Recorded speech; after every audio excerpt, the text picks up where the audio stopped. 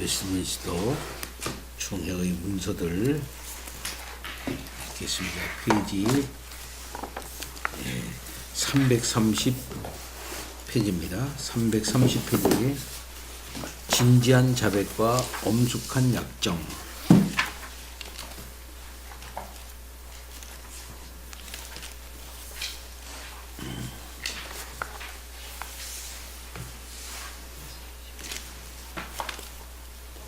진지한 자백과 엄숙한 약정. 진지한 자백, 공적인 죄, 즉 언약의 불이행을 고백하는, 그리고 엄정한 약정, 거기에 담겨있는 모든 의무, 즉 더욱 특별한 방법으로 이 시대의 위험한 상태와 관련이 있는 의무들을 지키기 위한 함께 총회위원회의 결의서와 엄숙한 동맹과 언약을 갱신하기 위한 1648년 스코틀랜드 3부 회의의 위원회의 법령과 1649년 동일한 것을 갱신하기 위한 의회의 법령과 1764년 출판 441번 줄을 한번 보세요. 3부 회의 위원회는 스코틀랜드 의회가 개회 중이지 않았을 때에 스코틀랜드를 다스리도록 지명되었다. 이들 귀족은 지주, 영주와 자치시위원회에서 각각 선정된 12명과 3명의 법관 관원으로 구성되었다. 언약도들이 이 위원회를 좌우했다. 자, 총회위원회의 결의서, 엄숙한 동맹과 언약을 갱신하기 위한 결의서. 에딘버러 1648년 10월 6일 총회위원회는 이 나라 사람 대부분이 엄숙한 동맹과 언약을 다양하고 광범위하게 위반하는 일에 연루되어 있다는 것과 많은 사람의 손이 그 언약에 담긴 의무들을 따르고 추구하는 일에 점점 게을러져 가게 되는 것과 그 언약을 맨 처음 맹세하고 서명할 때 서명하기에 충분한 나이에 이르지 않은 많은 사람이 지금까지 동일한 언약으로 받아들여지지 않았다는 것을 고찰하면서 이러한 고찰들과 그 밖에 침통하고 주목할 만한 고찰들에 입각하여 이 왕국의 모든 회중, 지교회, 443은 또 지교회라고 했어요. 이에 걸쳐 엄숙한 동맹과 언약을 갱신하도록 확실하게 명하고 법령을 정한다. 그러니까 엄숙한 동맹과 언약을 다시 갱신하는 거예요. 여기. 그리고 엄숙한 동맹과 언약의 갱신은 매우 중요하고 중대한 의무이기 때문에 회중이 자신들이 그 언약을 파괴했다는 이러한 일들을 깨닫고서 알맞은 애정과 의향을 갖고 그 언약을 갱신할 마음의 준비를 할 수 있게끔 사역자들은 그것에 주목한 후에 가르침과 그 밖의 것에서 수고하도록 주의하려고 했다. 그리고 이러한 일들을 보다 잘 수행할 수 있도록 우리는 공적인 죄, 즉 그 언약의 파기를 엄숙하게 자백하는 것과 거기에 담긴 모든 의무, 즉 더욱 특별한 방법으로 이 시대의 위험한 상태와 관련이 있는 의무들을 이행하겠다고 엄숙히 약정하는 것이 필요하다고 생각했다. 그리고 엄숙한 동맹과 언약에 함께 발송된 이러한 엄숙한 자백과 약정을 사용해야 하며 그리하여 다음과 같은 방식으로 엄숙한 동맹과 언약을 갱신해야 한다. 첫째, 다음 수요일과 그 후 주일에 준수되어야 하는 엄숙한 공적 금욕과 금식을 알리는 통지가 12월 둘째 안식일에 있을 것이다. 그것을 통지할 때 엄숙한 동맹과 언약과 그 언약을 파기한 죄를 고백하는 공적인 자백과 의무 이행을 약속하는 약정을 목회자가 모든 회중이 듣고 있는 곳에서 공적으로 낭독해야 한다. 그리고 회중이 그것을 숙지하게 하도록 그들에게 그것의 복사본을 구하라고 권고해야 한다. 그리고 나서 그것의 원인인 바 엄숙한 공적 자백에 담긴 언약 불이행에 관련하여 그 금욕과 금식을 그 다음 수요일에 지켜야 한다. 그 후 다음 주일에도 또한 그 날의 일이 적용될 수 있는 설교 후에 즉시 공적인 금욕과 금식을 하면서 시간을 보내야 한다. 공적인 자백과 약정이 또 한 번은 공적으로 낭독되어야 한다. 그 후 거기에 언급된 불이행의 자백을 포함하는 기도와 이 죄들로 말미암아 자비를 구하고 순수한 진지함으로 언약을 갱신하려고 하나님의 능력을 구하는 기도를 해야 한다. 그런 기도 후에 목사는 엄숙한 동맹과 언약을 낭독해야 하며 그 다음에 거기에 담긴 모든 의무를, 즉 공적인 자백과 약정에서 언급되고 거기에 고백된 죄와 정반대인 이 의무들을 이행할 것을 약속할 예정인 그 목사와 모든 회중은 맹세해야 한다. 회중이 하나님의 능력을 의지하여 매우 엄숙한 방법으로 방금 갱신된 서약에 따라 그들의 의무를 다할 수 있도록 하나님께 기도하는 것을 끝으로 엄숙한 동맹과 언약을 갱신하는 의식은 끝나야 한다. 엄숙한 동맹과 언약을 갱신한 사람은 모두 다시 한번 바로 그 언약에 서명해야 한다는 것과 이것과 함께 발송된 다른 법령과 지침서에서 배제된 사람들은 아무도 그것을 갱신하고 서명할 수 없다는 것도 이것에 의해 규정한다. 그러니까 지난번에 맺은 이 엄숙한 동맹과 언약이라고 하는 것은 스코틀랜드와 이 영국 간에 맺은 언약 아니에요? 그러니까 그것을 지키지 못했다 이거지. 그것에 대해서 지키지 못했다고 하는 것을 자백하는 그 자백도 하고 그 다음에 이게 계속 잘 하겠다 하는 그런 언약을 다시 한번 갱신하는 언약을 맺는 것이다 이 말씀이죠. 자, 그러면은 계속 이역복 읽어주세요. 삼부위원회. 잠깐만 한 가지 질문을 좀 하고 넘어가도 돼요. 그 수요일 날에 모이게 된 거요. 예? 여기에 수요일에 모이는 다음 수요일과 그 주일에 준수해야 하는 거요. 근데 그 이름 수요일에 모이는 언제부터 그렇게 시작되어서 이때는 이미 그 수요일에 모이고 이렇게 주일에 모이고 이런 것들이 완전히 그래서 여기 수요일이 나왔으니까 그들도 수요일 날에 이렇게 모였지 않았겠느냐 그만하시는 거예요? 수요일 날에 모이는 주일은 분명하잖아요. 그죠? 네. 안식일 첫날에 모인 게 분명한데 수요일은 왜 모이는 거예요? 다음 수요일과 그 후 주일에 준수해야 하는 엄숙한 공적 금욕과 그러니까는 그 수요일 날을 여기서 금욕과 금식일로 정한 것 같아. 근데 우리도 모르게 수요일 날에 모였잖아요. 그렇지. 한국도.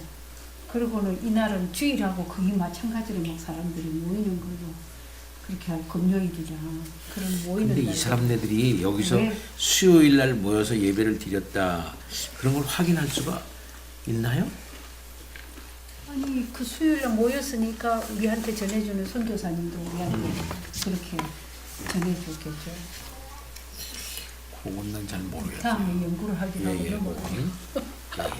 아니 이 영국 사람들 여기 이 사람들이 수요일 날에 늘 이렇게 모였기 때문에 여기도 수요일 날은 말이 나왔겠느냐, 응? 이 말이에요.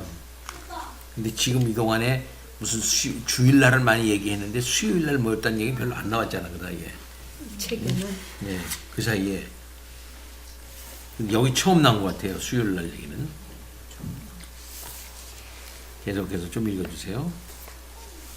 내가 읽어야 되는 거예요. 네, 그 철회예요. 엄숙한 동맹과 언약을 갱신하기 위한 스코틀랜드 3부 의회의 위원회 의사로 에든버러 1648년 10월 14일 3부 의회의 위원회는 지극히 높으신 하나님과 언약을 맺으면서 맹세한 엄숙한 동맹과 언약을 다양하게 불이행하고 있는 이 나라의 통탄할 위반을 매우 잘 알고 있으며 그렇기 때문에 공적인 죄와 도발을 특히 그 언약의 불이행을 진지하게 자백하는 것, 거기에 담긴 의무들을 더욱 양심적으로 이행하겠다고 엄숙하게 약정하는 것, 그리고 엄숙한 동맹과 언약을 갱신하는 것을 위한 총회위원회의 적절하고 경건한 결의안을 전원 일치로 진심을 다하여 확실히 승인한다. 게다가 이달 6일 법령에서 죄들을 고백하는 공적인 자백과 의무들을 약속하는 약정과 관련된 상술한 총회위원회의 지침서를 주의 깊게 따를 것, 총회가 지정한 금식과 금욕을 경건하게 준수할 것. 맞나?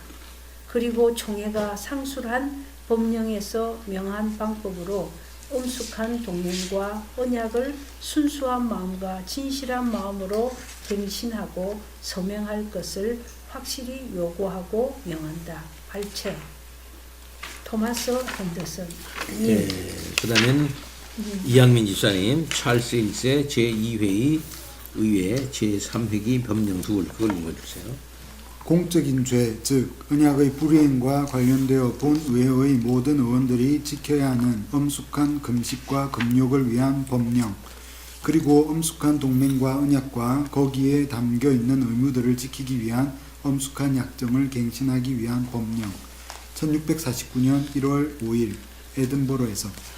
스코틀랜드 산부 의회는 스코틀랜드 국민이 범한 심각한 죄와 도발, 그리고 그것 때문에 이 국민을 괴롭혀왔고 여전히 그들 머리 위에 드리우고 있는 커다란 참화와 공경을 진지하게 참작한다. 그리고 그들의 죄를 진심으로 고백함과 더 이상 그와 같이 행하지 않고 그들의 길을 되돌리면서 주와 맺은 언약에 충실하겠다고 약정함으로 주 앞에 스스로 겸비함으로써 주께 돌아가기를 바란다.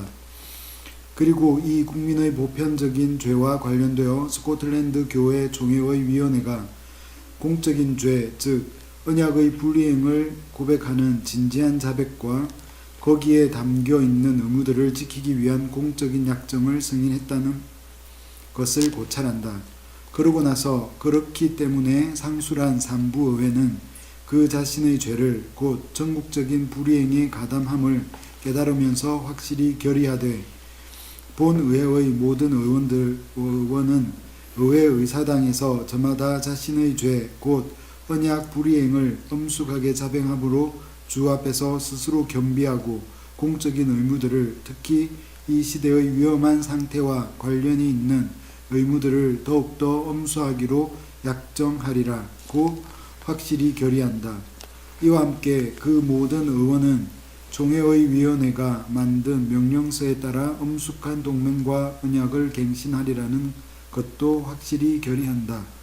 더 나아가 금식과 금욕, 그 밖의 모든 종교적 의무, 그리고 그런 목적을 위해 따로 구별해 놓은 날과 함께 이 일을 실행할 수 있도록 하실의 백작 와리스토운의 아키발드 존스톤 경, 그리고 에든버러 시장은 교회의 위원회에게 이 결의서를 알릴 예정이고 의회의 이름으로 그 위원들 중 몇 명이 의회 의사당에서 설교하고 의원들에게 그 언약을 행하게 하고 그렇게 엄숙하고 종교적인 활동을 하는데 필요한 그 밖의 모든 일을 행하고 주문할 수 있도록 요구할 예정이다. 예, 이렇게 해가지고 이제 한다는 말이죠. 여기까지만 읽겠어요, 우리가. 예. 그러니까 엄숙한 동맹과 언약을 맺어놓고도 이제 영국이 아니라 지금 스코틀랜드냐? 스코틀랜드 안에서도 자기네들이 주도하고 자기네들이 이렇게 했지만은 그 안에서 엄숙한 동맹과 언약의 내용을 잘 지키지 못하는 그런 것들에 대해서 자백하고 다시 잘 지키기로 하자 하고 하는 그거를 갱신하는 그런 걸 한다 이 말이죠. 우리가 이거 앞에서 읽었죠. 뭐를? 언약. 엄숙한 동맹과 언약을 읽었지. 그 내용을 읽었죠. 예, 예. 예, 오늘도 계속해서 바빙크 책 페이지 835 페이지 427패러그래프입니다. 835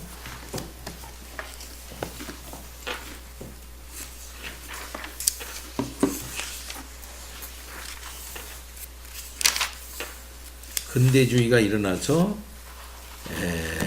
이제 여러 근대주의에 대해서 얘기를 했어요. 데카르트, 칸트, 스피노자, 쇼펜하우어, 하르트만, 셀링과 헤겔, 그다음에 이제 슐라이어 마커까지, 그다음에 릿줄 하퍼까지 일어나서 이제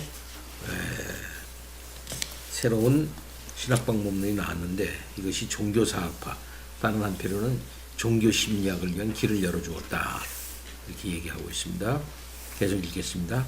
종교에 대한 심리학적 연구는 상대적으로 생소한 학문인데 그 뿌리는 독일의 경건주의와 영국과 미국의 감리교 운동이다. 그 뿌리가요. 이들의 공통점은 종교의 무게중심을 객체에서 주체로 전환했다는 것이다. 객체에서 주체로. 내가 중심이 된다 이거죠. 종교 심리학은 주관적 종교 체험에서 출발하여 그로부터 모든 종교적 발전을 지배하는 법칙을 도출해내려고 한다. 보통 이제 감리교 운동이 그런 운동이에요. 뭐냐면은 자기 심령의 체험. 그래서 감리교 운동이 제일 처음에 일어났을 때 그 중요한 말이 하나는 버닝 핫입니다. 버닝 핫. 불타는 가슴. 버닝 핫. 우리들에게 이 버닝 핫이 있다 이 말이야. 특별히 영국의 옥스포드, 캠브리지 이쪽에 있었던 그 홀리 클럽이라고 그러잖아요. 그 웨슬레를 중심으로 한 홀리 클럽 사람들이 이제 체험한 체험을 중심으로 해서 감리교가 나오는데, 그때 그들이 했던 것이 웨슬레의 중심으로 한 버닝 핫입니다. 불타는 가슴. 자기 속에 이 불타는 가슴이 있다. 불타는 마음이 있다 이거죠. 그러니까는 그 주체로 이제 전환이 된다 이 말씀이죠. 주관적 종교 체험에서 출발한다 하는 것이죠.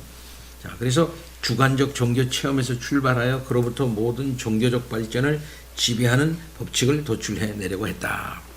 개체 발생이 개통 발생을 반복한다는 진화론의 주장과 상응하게 종교적 감수성은 규칙과 교의에 대한 어린아이 같은 복종으로부터 개별성과 숙고 능력으로 이행하는 청소년기의 갈등에 동반하는 성장통을 통해 성인의 원숙함으로 발달한다. 마치 문명화된 사회가 원시의 단계로부터 격세 유전을 통해 더 높은 수준에 이르는 방식으로 말이다. 개개인에서 관찰되는 발달 단계들은 전체로서의 인류가 가진 특징이다. 인류의 발달은 개개인의 인격에서 반복된다. 인간은 동물 세계에서 유아기로 진입하고 청소년기의 사회적 피조물로 진화하고 보편적 인류의 새로운 세계로 들어선다. 어린아이는 기본적으로 동물들과 같은 본능을 가지고 태어나서 본성적으로 자기를 추구하고 고집스럽고 전투적인데, 거기에 더해 분노, 과민함, 질투와 같은 것들로 드러나는 자기 보존의 기초적 본능을 가지고 있다. 여기서 종교심리학은 원죄교리를 확증한다. 여기서 종교심리학은 원죄교리를 확증한다. 어린 아이에게는 모든 종교가 외적이다. 하나님은 그의 위에 그리고 그를 초월해 계신다. 그 뒤를 따르는 청소년기는 질풍노도의 시기다. 신체의 변화가 두드러지고 젊은 남녀는 새로운 감각, 기쁨과 불쾌함, 공감과 혐오의 새로운 느낌들, 새로운 갈망, 소원, 이상의 세계로 들어서기 때문이다. 그들은 성생활의 눈을 뜨고 재생산, 양식을 통해 생식을 통해 인류라는 하는 더 큰 사회에 기여하고 통합되는 능력을 갖게 된다.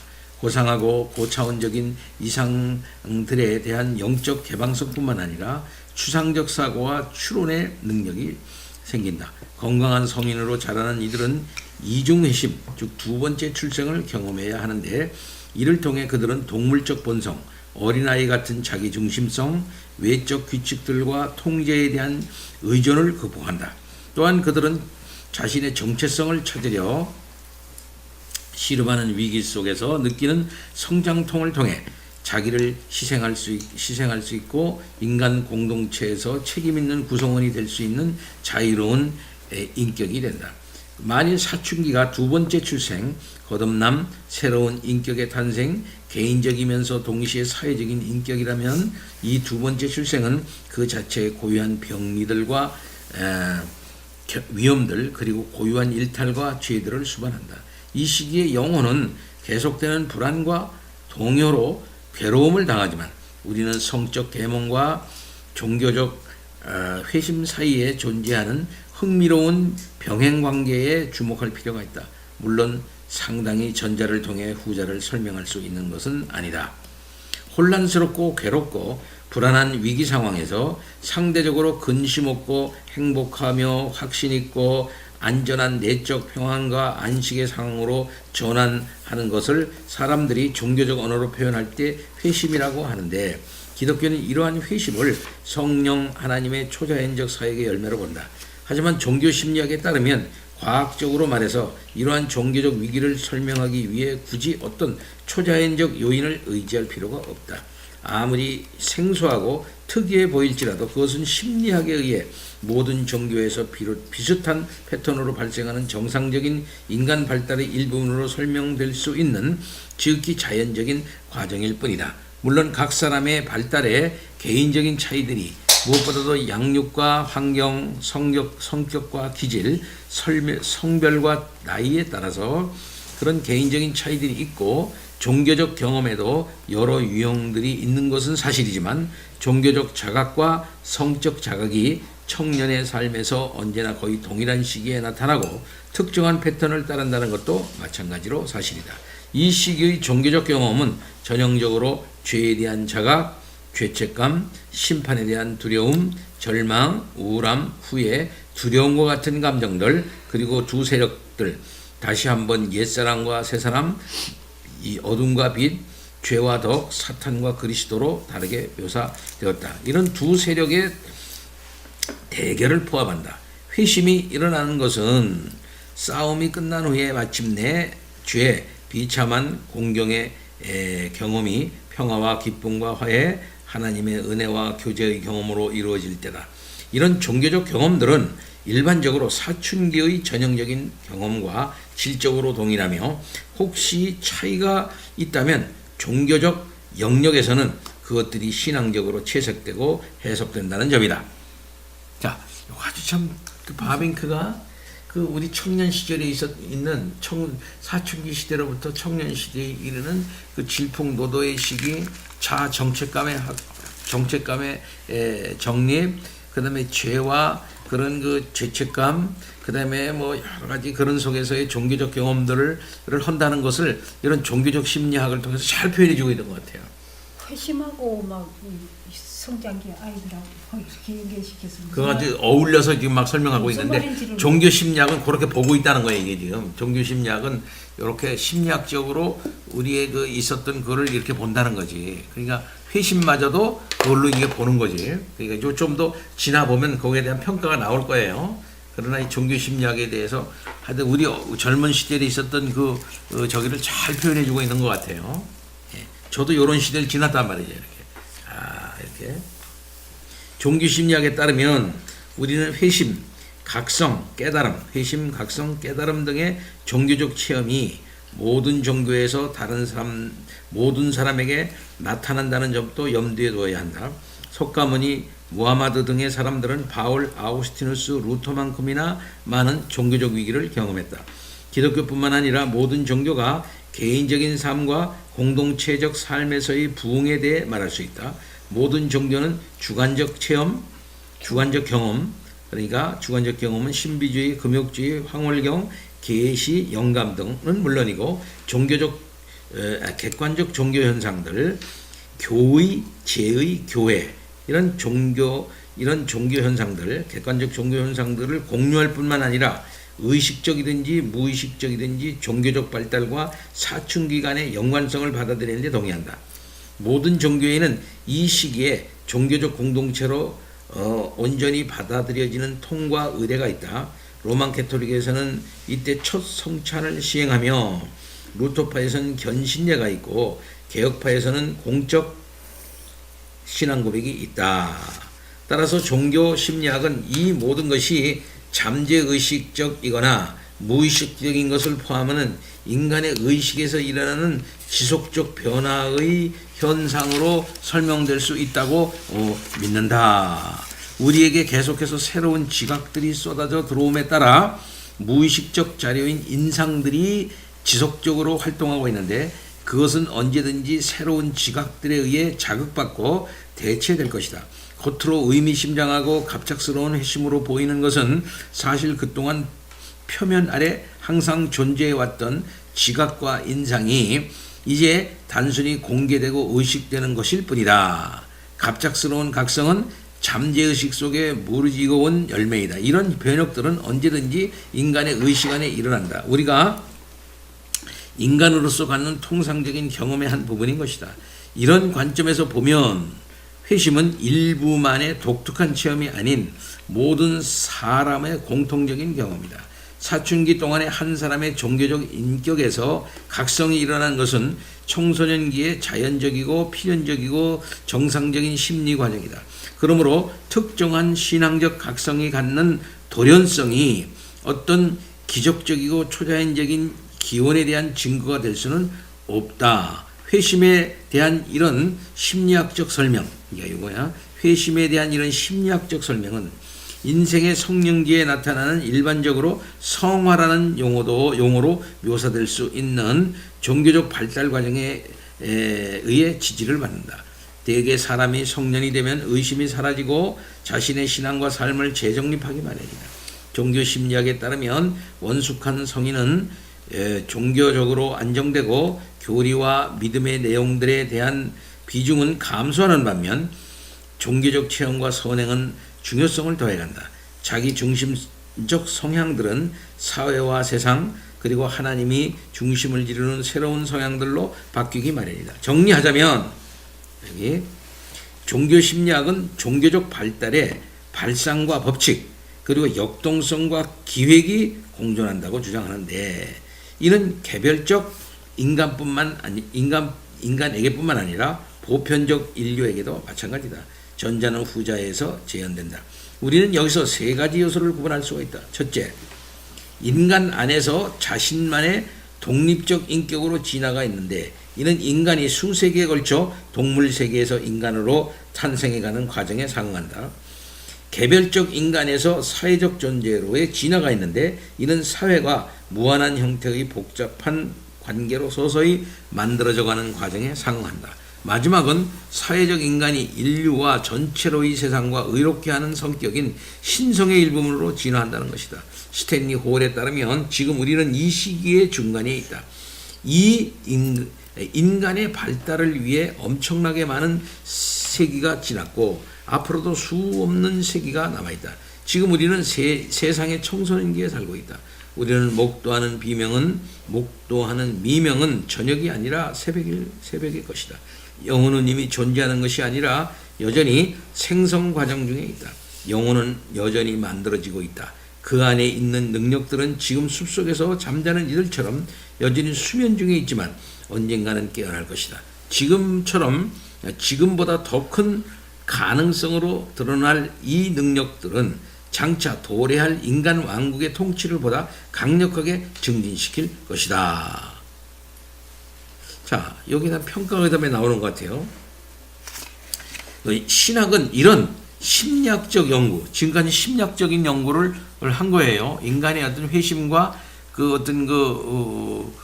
회심과 그 다음에는 마음속에서 일어나는 그런 것을 가지고 청화의 단계까지 이르는 이런 과정을 발달 심리적으로 인간 발달의 단계별로 정리해가지고 지금까지 이렇게 나왔다 이 말이죠. 이렇게 심리학적 분석을 한 거예요. 이런 심리학적 연구들과 관찰된 유사점들을 그냥 간구할 수는 없는데 이는 신학이 회심과 같은 사건들의 의미를 탐구하기 때문이다.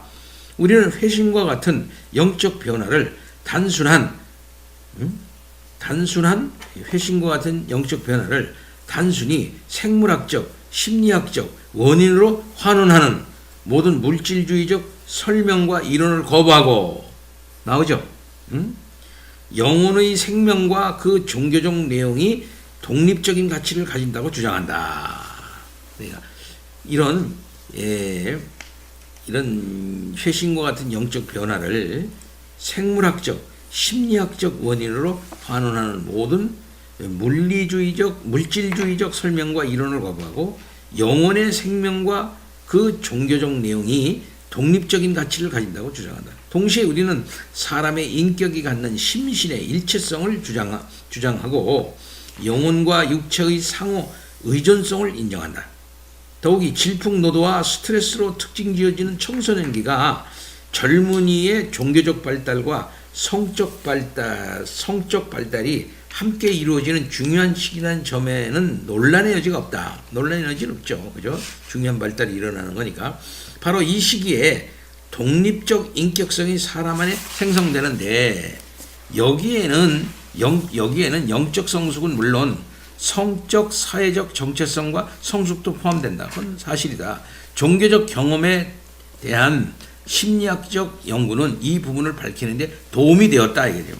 도움은 된다 이게 종교적 경험에 대한 심리학적 연구는 이 부분을 밝히는데 도움이 되었다. 자, 이렇게 1차 긍정적으로 긍정적인 면이 있다 이렇게 보는 거죠. 종교 심리학이. 지금까지 듣던 모든 말하고는 전혀 다른 엉뚱한 내용 같아요. 무슨 소리야? 이런 내용들이요. 그러니까 영혼이 지금 요 앞에 영혼이. 근데 이제 회심을 어떤 요런 그러니까 인간 발달 과정에서 비유적으로 지금 회심이라고 하는 이것이 청소년기에서 질풍노도와 같은 그런 시기에 신체적 발달과 성적 발달, 종교적 경험 이것이 어우러지면서 그때 회심도 일어나고 그 다음에 이제 자기 정체성이 이게 자리를 잡고 점점 이렇게 안정적이 되어져 나가는 것을 이 종교 심리학적으로 관찰을 했잖아요. 이런 관찰은 어느 정도 일리가 있는 관찰이다 이 말이지.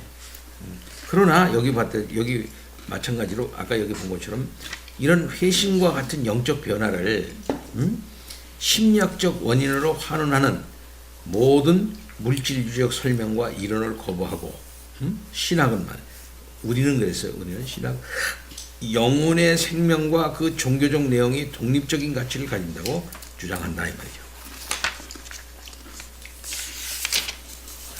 일리가 있다 이 말이죠 이 말에. 자, 그럼 427 오늘 이역복 씨 조금 읽어주세요. 하나님이 인간의 마음에 영혼을 두셨기 때문에 우리는 어떤 식으로든 다음과 같은 질문을 던지지 않을 수 없다. 나는 어떻게 최고선과 영속적인 행복을 발견할 수 있는가? 나는 어떻게 하나님과 화해하고 그분과의 교제로 들어갈 수 있는가? 나는 어떻게 은혜로우신 하나님을 발견할 수 있는가? 영생으로 인도하는 길은 무엇인가?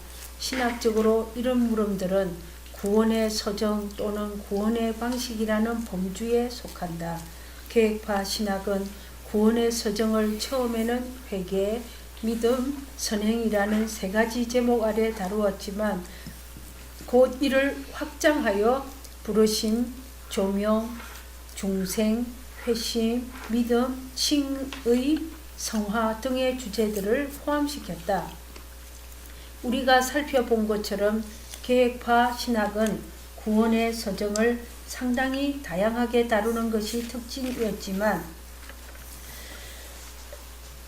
그럼에도 언제나 강조점은 그리스도의 사역이 성령에 의해 신자에게 유익하게 적용된다는 것이었다. 그래서 칼뱅은 기독교 강요 제3권에 우리가 그리스도의 은혜를 받는 방식, 그로부터 무슨 유익들이 우리에게 있는지,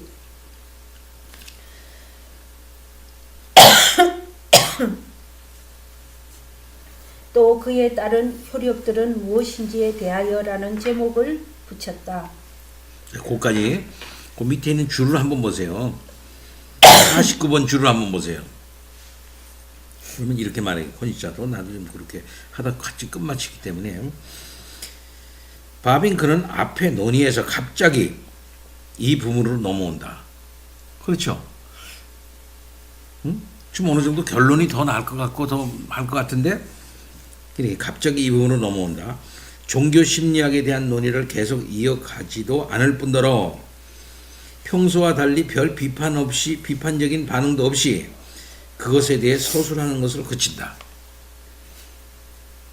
이 새로운 분야에 대한 연구가 바빙크에게 얼마나 의미가 있었는지를 보여주는 대목이다. 예. 그러니까 이제 종교 심리학에 대한 연구는 이 당시에 그렇게 많이 축적된 것 같지는 않아요. 응? 요 정도, 바빙크가 요 정도 정리를 한 거. 그 이후에 바빙크가 이제 1900년도 초반에 아마 이걸 썼을 테니까, 이게 그 당시에는 이 종교 심리학에 대한 연구가 그렇게 많이 연구되지 않은 것 같고, 여기도 바빙크도 1900년도 1920몇 년에 22년인가 이게 죽은 사람이거든요. 이제 언제 이 책을 썼는가 하는 거는 지금 내가 확실하지는 않는데 그 전후가 아니겠나 이렇게 생각이 우리가 지금까지 됩니다. 이런 종교개혁주의자들보다 다 앞선 사람이에요. 이 양반은. 이 사람이요? 아니야, 이 사람도 이 사람은 얼마 안 된 사람이에요. 19세기. 1854년.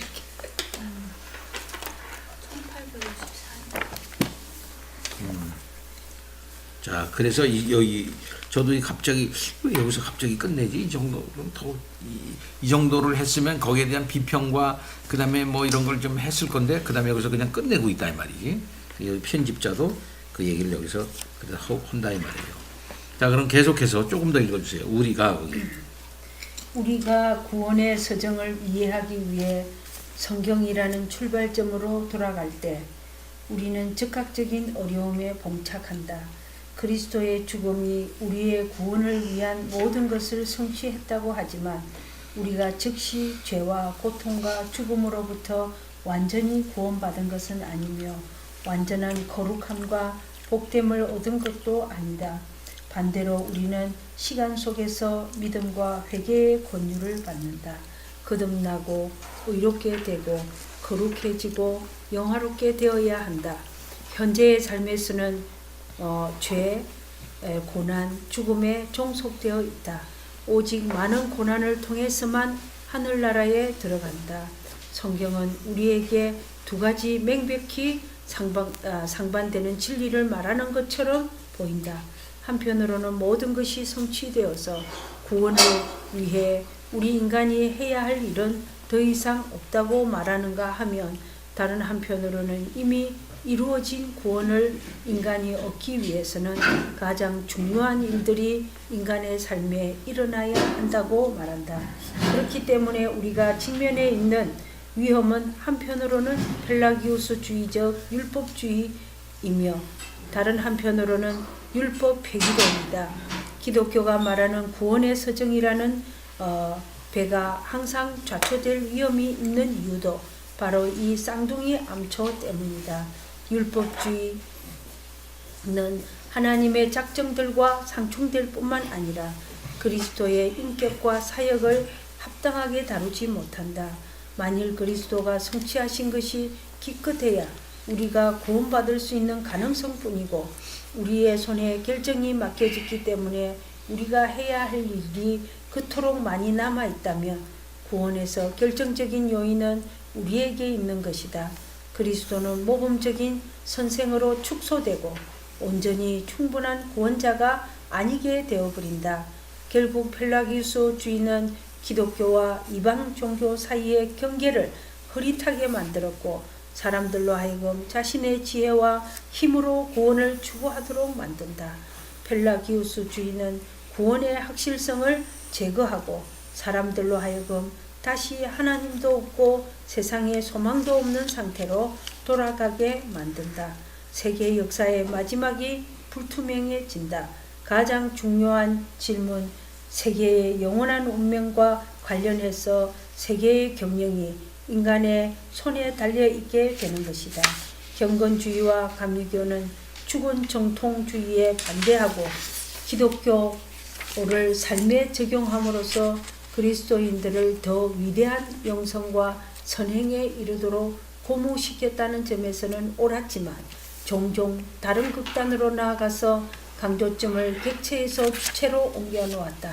그들은 그리스도에 의해 구원받는다는 사실을 부인하지 않았지만 자신들의 노력과 에너지를 자기 자신과 신앙 체험 또는 선행의 순종으로 향하게 했다. 감리교나 경건주의가 그렇다 이 말이에요. 기독교는 경건주의와 같이 세상에서 물러났든지 또는 감리교와 같이 세상에서 적극적으로 행하는지 자연적인 삶과 분리되어 이원론적인 태도를 취하게 되고 따라서 가족, 사회, 국가 및 과학과 예술에 유기적인 영향을 끼치지 못한다. 예, 이 경건주의가 그렇단 말이에요. 경건주의는 반문화주의를 택해요. 문화에 대해서 별로 관심이 없습니다. 경건주의가.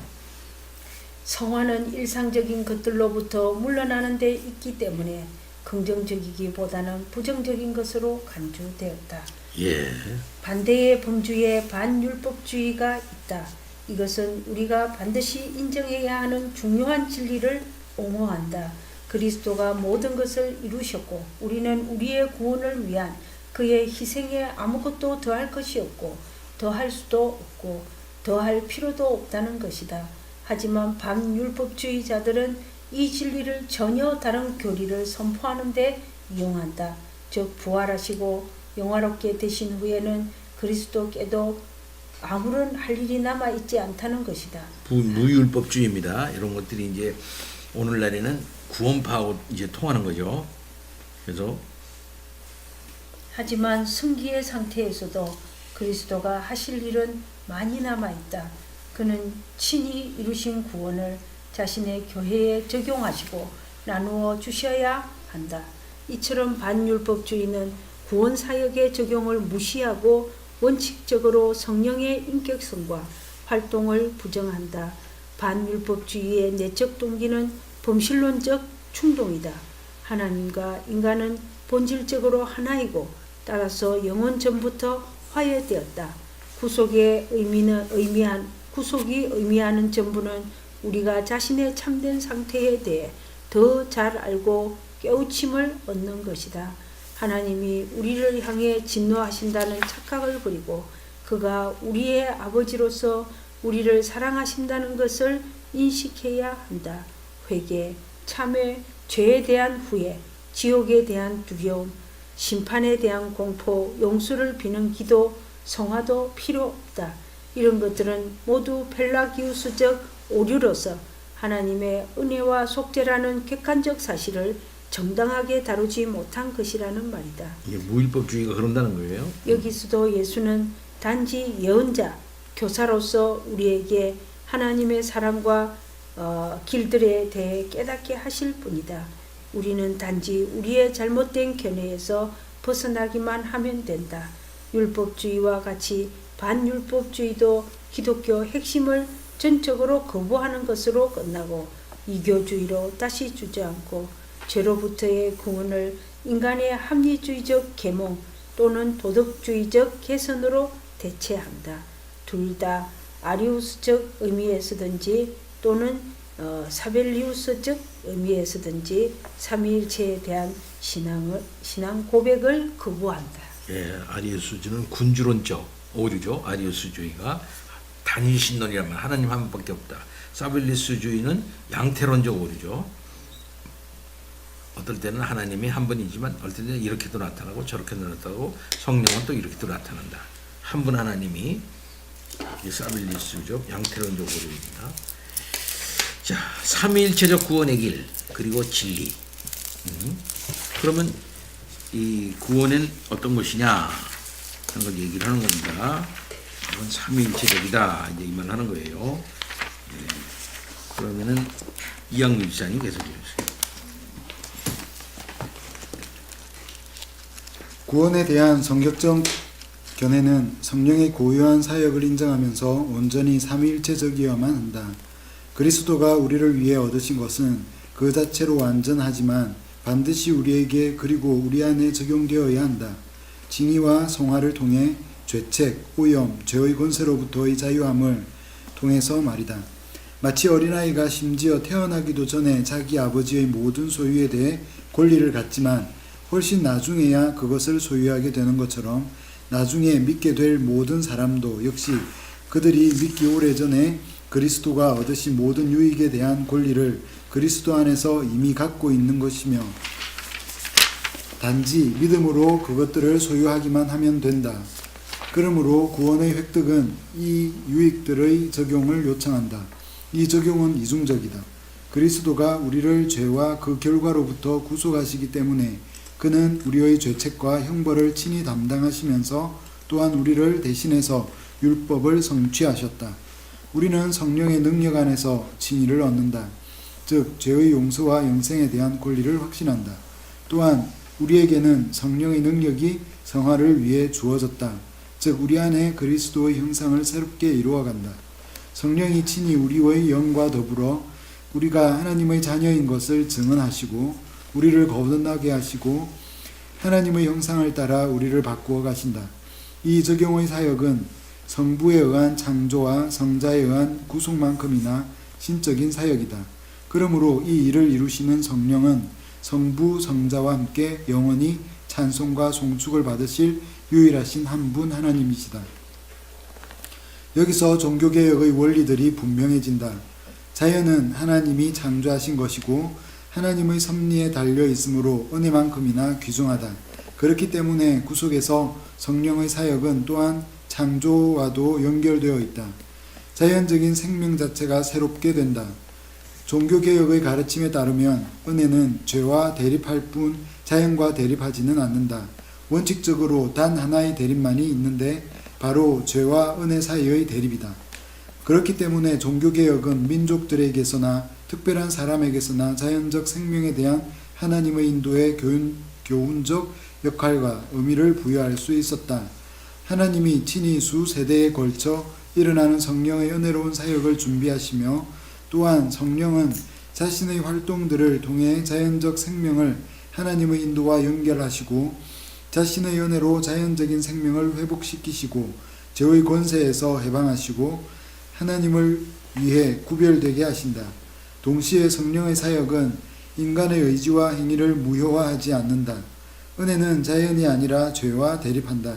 성부, 성자, 성령의 본질적 연합으로부터 성령이 성자의 사역과 긴밀한 관계를 갖는다는 사실이 도출된다. 본질에서 하나이신 새 위격은 다양한 활동들 가운데 함께 일하신다. 여기서 이제 우리가 하나 더 언급할 수 있는 것은 앞부분에서 얘기한 종교심리학적인 인간 발달 과정에 있어서의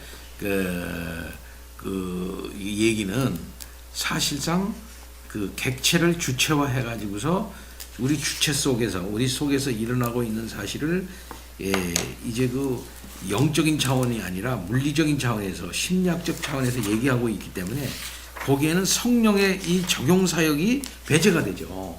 얘기를 안 해. 이건 성령의 사역이다. 그러니까는 아무리 뭐 질풍노도와 같고 자기 정체성, 자아의 정체성이 확립되어지는 어떤 그런 적이라고 해가지고서 일어나는 상황이라 한달지라도 그것은 분명히 성령의 역사거든요.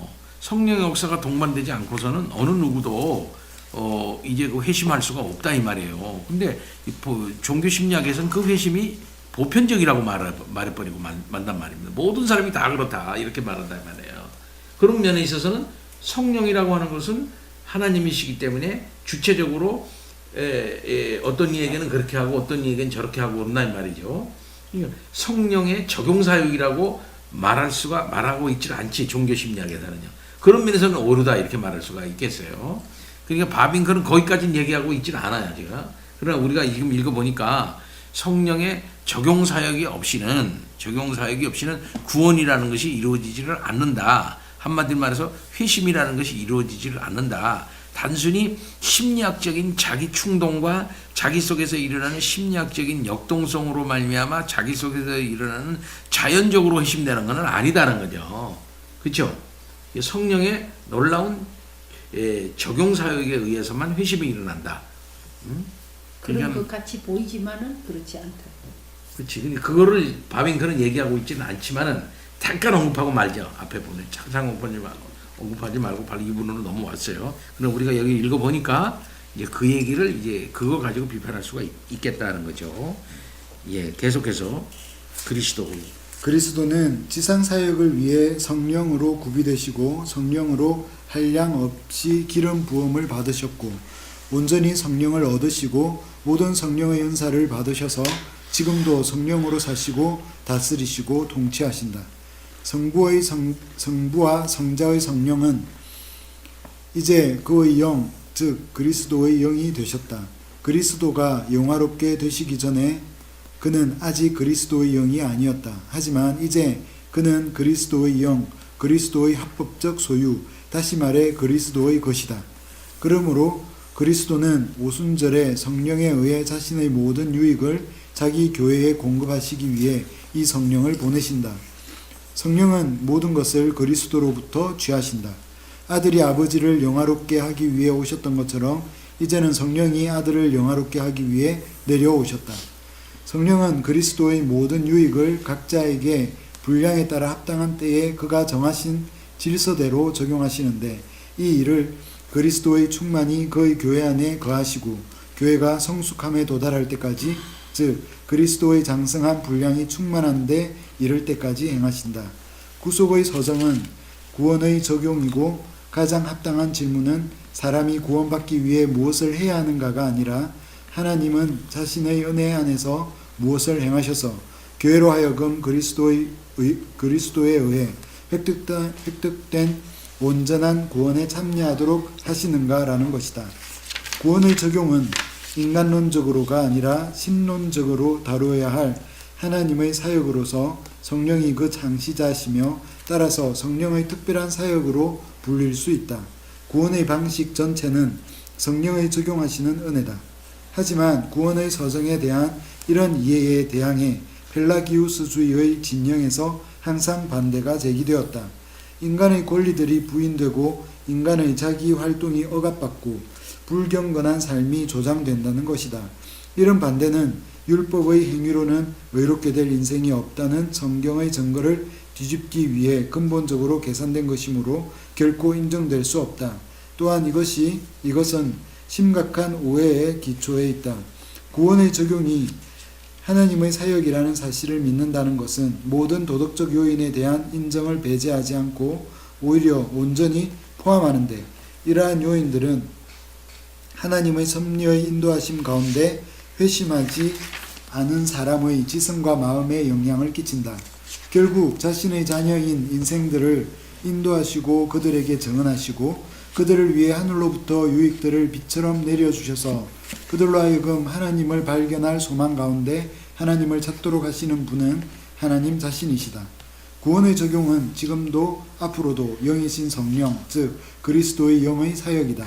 따라서 구원의 적용은 결코 강압적이거나 폭력적이지 않고 오히려 언제나 신령하고 자애롭고 부드러우며 사람을 다룰 때에 나무 조각으로 대하는 것이 아니라 이성적 존재로서 그들을 조명하고 설득하고 이끌고 굴복시킨다.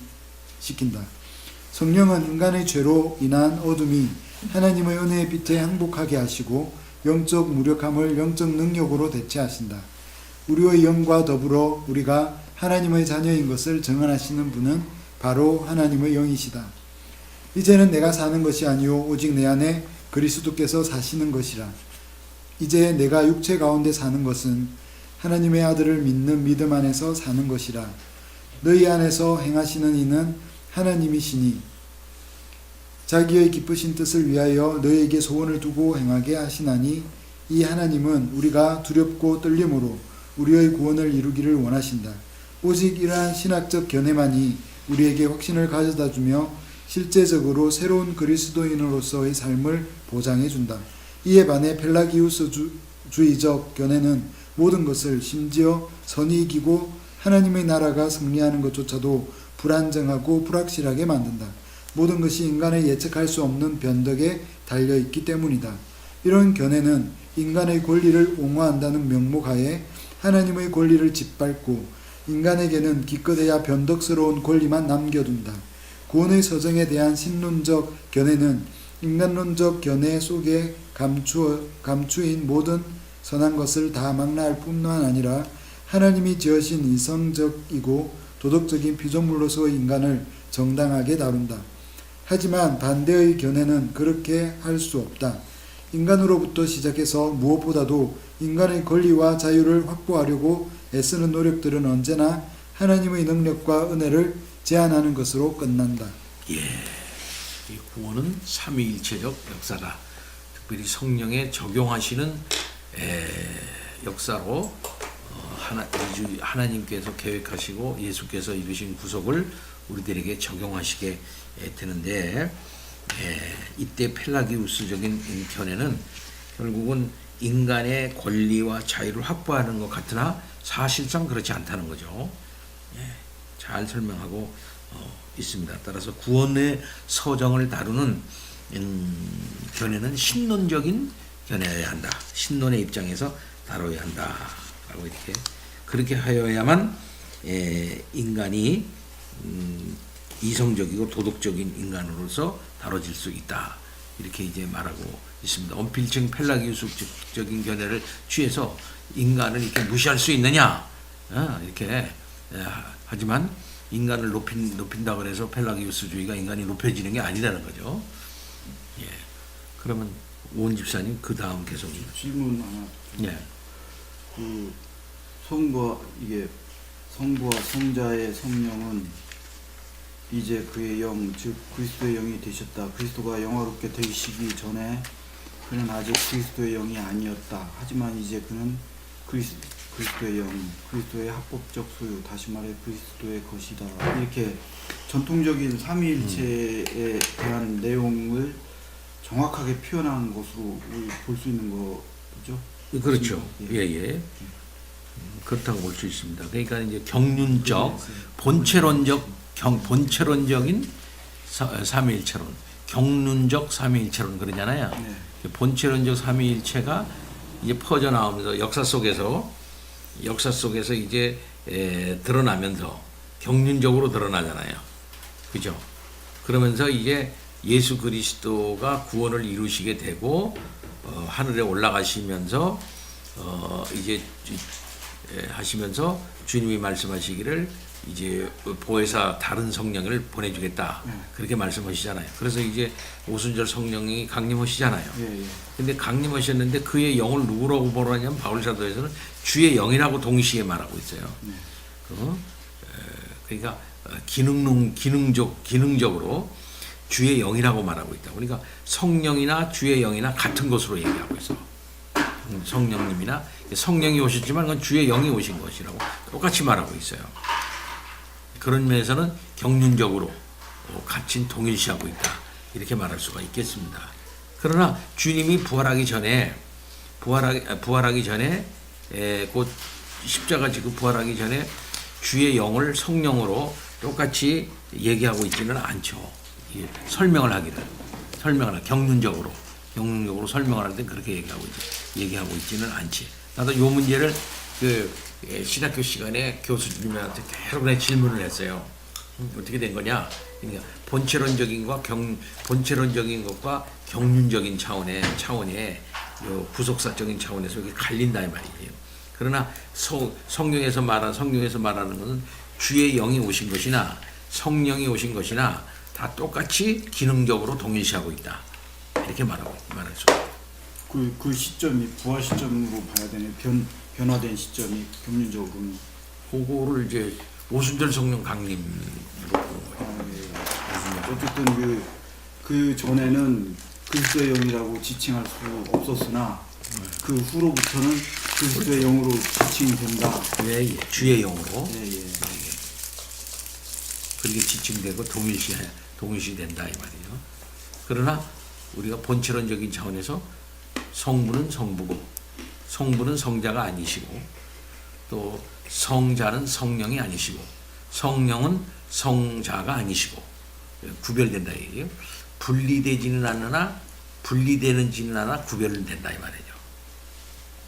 그걸 우리가 알아야 돼. 항상 이걸 알아야 돼. 요 부분 때문에 그러면 이제 그 동방교회하고 소방교회하고 삼위 필요케 논쟁인가? 예. 그 부분이 요 내용 때문에 갈리는 건가요? 그래서 그건 조금 더 내가 살펴봐야 되겠어요. 그거는 나중에 얘기해.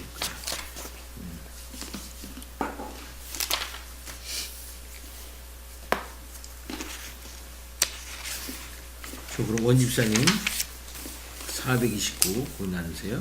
이 모든 것은 은혜라는 단어로 간추려진다. 이 단어는 복로 없이 얻은 하나님의 호의와 그로부터 솟아나는 많은 유익들, 은혜의 선물들을 의미한다.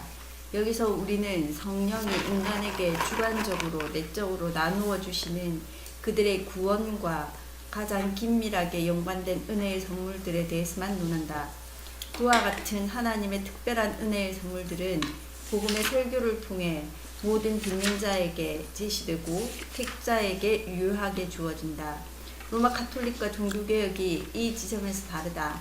로마 카톨릭은 지성을 비추고 의지를 일깨우는 것이 초자연적 능력이라고 보지만 종교개혁은 복음의 은혜로운 초청과 부르심이라고 생각한다.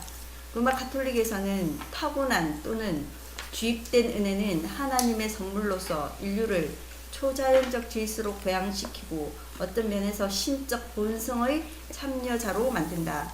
로마 교회가 생각하는 은혜는 무엇보다도 인간에게 덧붙여진 초자연적 자질로서 인간을 원칙적으로 초자연적 질서로 고양시키고 신적 본성의 참여자가 되어 하나님을 직관하게 하며 영생을 얻기에 합당한 적절한 공로 같은 초자연적 행위들을 수행할 수 있게 만들어준다. 요것이 천주교가 말하고 있는 거예요. 천주가 은혜를 주입시킨다. 은혜를 주입시켜가지고 신적 본성의 참여자가 되게 한다는 거예요. 은혜의 주입 개념입니다. 그러니까 주사기로 은혜를 딱 넣는 것처럼, 칭의도 그렇게 생각하는 거예요. 그래서 은혜에 대한 이런 실체적 이해에서 죄의 용서는 하나님처럼 되고 하나님과 연합하는 보양과 신성화에 비해 부차적이다. 종교개혁에서 은혜는 죄와 마찬가지로 본질이 아니다. 은혜는 우리를 자연 너머로 고양시키지 않고 오히려 본성적 질서 안에서 죄의 종노릇 하는 것으로부터 우리를 자유롭게 한다. 자연과 초자연 사이의 물리적 반목은 죄와 은혜 사이의 윤리적 반목으로 대체된다. 그리스도는 우리를 아담이 서 있던 길로 다시 데려가지 않으시고 우리를 위해 모든 여정을 끝까지 대신하셨다. 그리스도는 소극적 순종뿐만 아니라 적극적 순종도 다 이루셨다. 그분은 결코 실패할 수 없는 구원, 즉 영생을 획득하셨는데 그것은 아담에게는 여전히 미래의 것이었다. 하지만 은혜는 아담이 타락하지 않았을 경우에 순종으로 얻을 수 있었던 것보다 더 많은 것을 주지는 않는다. 은혜 언약은 방법 면에서 행위 언약과 다를 뿐 궁극적 목표는 동일하다. 행위 언약에서 약속된 동일한 보화가 은혜 언약을 통해 주어졌다. 은혜는 본성을 회복시키고 그것을 가장 높은 정점으로 인도할 뿐이며 결코 새롭고 다른 무엇을 그것에 덧붙이지 않는다. 재창조는 새로운 두 번째 창조가 아니다. 무슨 새로운 피조물을 존재에 덧붙이거나 어떤 새로운 실체를 도입하지 않고 진정으로 재구성할 뿐이다. 이 과정에서 은혜의 역사가 죄의 권세에까지 미친다. 죄는 모든 것을 오염시켜서 창조세계의 조직체와 피조물들의 본성 자체를 부패하게 했다. 따라서 은혜는 인류를 내적으로 그 존재의 중심에서 죄로부터 해방시키고 하나님 앞에 흠이나 주름이 없게 드러내는 하나님의 능력이다. 은혜는 전체 구원 사역의 처음과 과정과 마침이다. 인간의 공로는 전혀 없다. 창조와 구속처럼 성화도 하나님의 사역이다. 그것은 하나님으로부터 나서 하나님을 통하여 결과적으로 하나님에게 인도함으로 하나님을 영화롭게 한다. 은혜의 특별한 유익들을 다양하고 다함이 없다. 은혜의 특별한 유익들은 다양하고 다함이 없다. 신학자들은 이 유익들을 질서 있고 포괄적인 방식으로 다루기 위해 굉장히 애썼다. 로마 가톨릭 신학은 그것들을 교회의 관점에서 다루었으며 위계적으로 조력은총, 상존은총, 은총의 열매로 정리했다. 사제는 성례를 통해 은혜를 신자의 마음에 주입하고 회복하고 증가시킨다. 은혜는 성례를 따른다. 그러나 종교개혁은 교회와 성례보다는 신자들과 그들을 구원에 이르게 하는 방식에 집중했다. 종교개혁이 구원의 서정에서 성령의 사역을 다시 한번 전면에 배치했을 때 처음에는 단순하게 회개, 믿음, 선행이라는 세 가지 주제로 다루었다. 하지만 머지않아 더욱 상세하게 다룰 필요를 느꼈다. 개혁파 신학자들은 성령과 말씀을 분리한 제 세례파에 대항해서 그리고 성령의 직접적 역사를 말하는 자신들의 교리에 근거하여 개혁파가 말씀 설교를 소홀히 하고 업신여긴다고 비난했던 항변파에 대항해서 부르심을 구원의 서정에서 맨 앞에 두었다. 창조와 섭리에서처럼 재창조에서도 하나님은 말씀을 통해 모든 것이 존재하도록 부르신다. 게다가 중생이 제한적 의미에서 이해되고 믿음에 선행하게 될 때 부르심은 외적 부르심과 내적 부르심으로 나뉜다. 개혁파 신학자들은 항변파와 아미랄두스 주의자들에 대항해서 성령을 인간 스스로의 모든 행위에 앞서 인간의 의지를 움직이는 동인으로 인정하면서 중생이 선행한다고 주장했다. 신학자들은 또한 성령의 일하심과 그 활동의 열매를 구분해야 할 필요를 느꼈다. 다른 말로 하면 믿음의 기능과 행위, 소극적 의미의 회심과 적극적 의미의 회심, 또는 제한적 의미의 중생과 믿음, 그리고 적극적 의미의 회심 사이를 구분해야 한다고 느낀 것이다. 중생에서 성령은 단순히 말씀에 의해 지성을 조명하실 뿐만 아니라 직접적이고 즉각적으로 새로운 정서들을 의지에 불어넣으신다. 믿음과 회개는 성령의 전능한 활동의 열매들, 성령에 의해 마음에 심겨진 씨앗의 열매들이다. 특히 경건주의와 감리교의 부흥주의가 던진 도전들에 대한 반응으로 더 많은 미묘한 차이들이 생겨났다. 개혁파는 구원받은 사람들 가운데 많은 이들이 나이가 들어서야 거듭나고 회심한다는 사실을 부정하지 않았다. 하지만 그들은 언약의 자녀들에게 일어나는 제한적 의미의 중생이 믿음과 적극적 의미의 회심보다 앞선다고 믿었기 때문에 경건주의와 감리교가 나중에 요구한 것처럼 두드러진 영역과 강한 끌림이 항상 동반되어야 하는 것은 아니었고 시간을 두고 단계적으로 점차 일어날 수도 있다고 보았다. 예. 먼저 하나님께서 성령께서 역사를 하시니까 성령께서 역사를 하시게 되니까 거기 강조점을 둔단 말이에요. 하나님 중심으로 강조를 둔단 말이죠. 그래서 은혜를 주시게 되면은 어떻게 주시느냐, 어떻게 적용이 되느냐 할 때 먼저 우리는 부르신다 이 말이죠. 부르는데 하나님의 말씀으로 부른단 말이죠. 근데 우리가 늘 그동안에 배웠던 바대로 유효적으로 이제 부른단 말이죠. 유효적으로 부를 때 그 유효적으로 부름 받은 사람은 항상 중생하게 되게 되어 있단 말이에요. 중생하게 되게 되어 있단 말이죠. 이것은 인간의 의지와 관계없이 하나님께서 주도적인 역사로 중생을 시킨단 말이죠. 그렇게 될 때 이제 믿음이 하나님께서 주셔서 믿음이 발동하게 되고 그럴 때 그들이 이제 전체적으로 회심하고 돌아오게 된다 이 말씀입니다.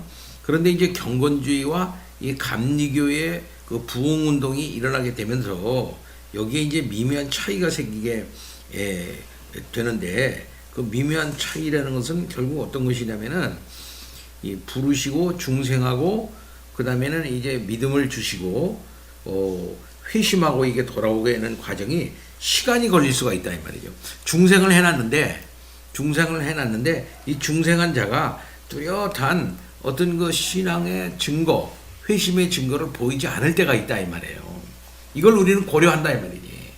이걸 고려한단 말이에요. 우리는. 그러나 여기 경건주의나 감리교에서는 뭘 강조하느냐면 행위를 강조하기 때문에 여기에 이제 두드러진 영향이나 강한 끌림이 항상 중생에 동반된다고 생각을 했다 이 말이지. 그러니까 이 사람이 중생했는가 안 했는가, 이거를 중생했는가 안 했는가 뭘 알 수 있는가? 이 사람 여기서 말하는 거는 두드러진 영향, 강한 끌림 이런 것들, 이런 어떤 그 겉으로 나타나는 현상, 이 사람의 행위적인 현상, 이런 현상이 있어야만 된다 하고 중생을 그렇게 생각했다 이 말이죠. 그러나 우리는 그렇게 생각하지 않는다 이 말이죠. 시간을 두고 단계적으로 점차 일어날 수도 있다고 보았단 말이에요. 우리는 그것이, 그러니까 하나님이 저 사람을 부르시고 중생시킨 증거가 뭐야 라고 할 때, 만일 이 시간을 두고 단계적으로 점차라고 말한 단계에 있는 그런 사람이라고 한다고 같으면은 두드러짐, 누가 보기에도 저 사람이 두드러지게 믿는 사람이다 라고 하는 사실을 잘 드러나지 않을 수도 있죠. 그걸 인정한다 이 말이에요. 계속해서. 또한 사람이 반드시 정확한 회심의 방식과 때를 말할 수 있어야 하는 것도 아니었다. 그렇죠.